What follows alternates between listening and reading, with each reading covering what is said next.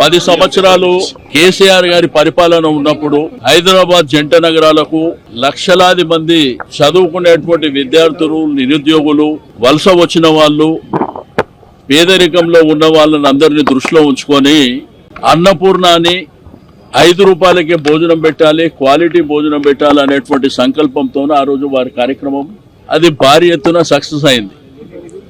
ఆ రోజు 150 క్యాంటీన్లు మన ప్రభుత్వం ఉన్నప్పుడు ఏర్పాటు చేయడం జరిగింది. దాన్ని ఎక్స్పెండ్ చేసుకుంటూ గ్రేటర్ హైదరాబాద్ పరిధిలో అన్ని ప్రాంతాలలో విస్తరించాలనేటువంటి సంకల్పంతో ఆ కార్యక్రమాన్ని తీసుకున్న తర్వాత మరి బ్రహ్మాండమైనటువంటి రెస్పాన్స్ ఉంది. మనం తినే భోజనాన్ని అన్నపూర్ణ అంటాం.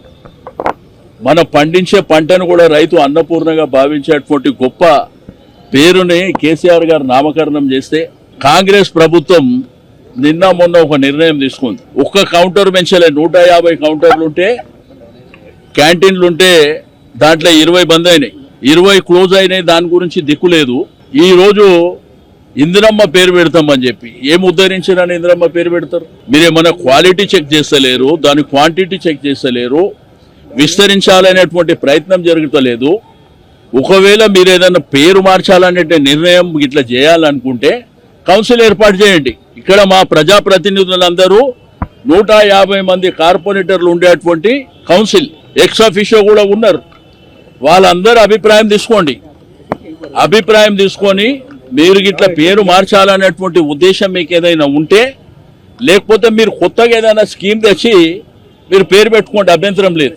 ఇది రెగ్యులర్గా అనేక సంవత్సరాల నుంచి జరుగుతున్నటువంటి కార్యక్రమాన్ని, పేదవాళ్ళు ఇష్టంగా భావించేటువంటి కార్యక్రమాన్ని హైదరాబాద్, సికింద్రాబాద్, గ్రేటర్ హైదరాబాద్ పరిధిలో 5 రూపాయలకు భోజనం ఎక్కడ దొరకదు. ఎక్కడ పోయినా 200 రూపాయలు మినిమం కావాలి.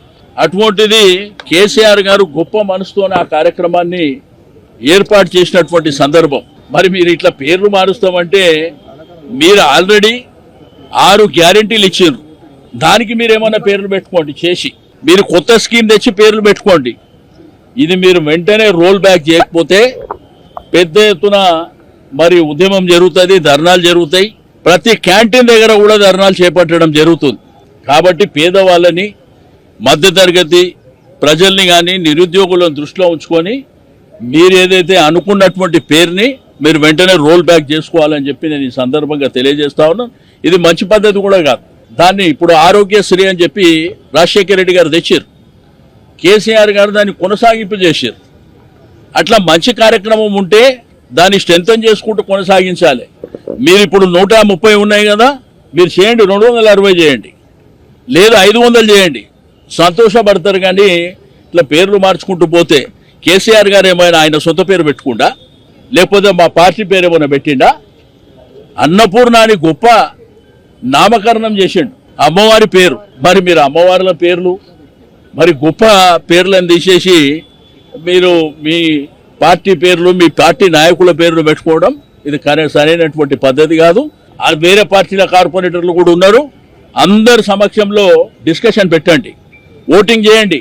ఆ ఓటింగ్ చేసిన తర్వాత కార్పొరేటర్లు, ప్రజాప్రతినిధుల నిర్ణయం మేరకు మీరు నిర్ణయం తీసుకుంటే మేము ఆ రోజు మరి మీతో డిస్కస్ చేస్తాం ఇక్కడ. కాబట్టి వెంటనే మీరు కౌన్సిల్ ఏర్పాటు చేయండి.